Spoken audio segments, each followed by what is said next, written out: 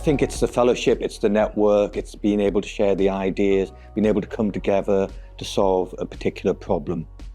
This was a real opportunity for nuclear operations to take some pain points, some frustrations that we had within our business in a really critical business process.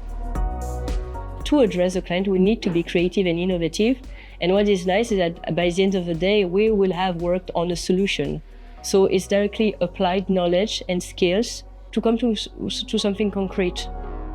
No, this has been great. And one of the best things I like about EDF is that they have a very good insight of what challenge they're really trying to solve without trying to necessarily dictate how to solve it. They really want the best solution that's going to be beneficial to their actual ecosystem, so they're able to work with us, allow us to really innovate and bring ideas to them and bring those to the table.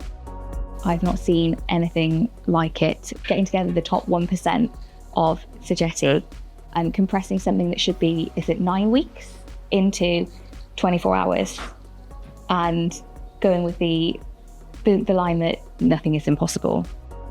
For me, we are applying innovation anytime we actually ask the question whether this is valuable and also actually implement it instead of theoretizing around it.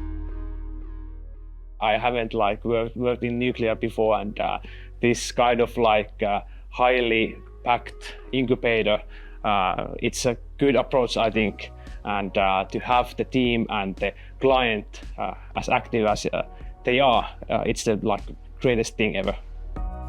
There are parts that I thought were the problem and parts that I thought weren't the problem, and actually that's flipped it on its head. I think in terms of the output that we have seen presented this evening, all of it has a place. I could see all three of those products working really well within our organisation and supporting us to achieve a much more effective emergency response, but also preparedness for our role holders. So yeah, I'm really excited to see potentially what we could do with these products in the future.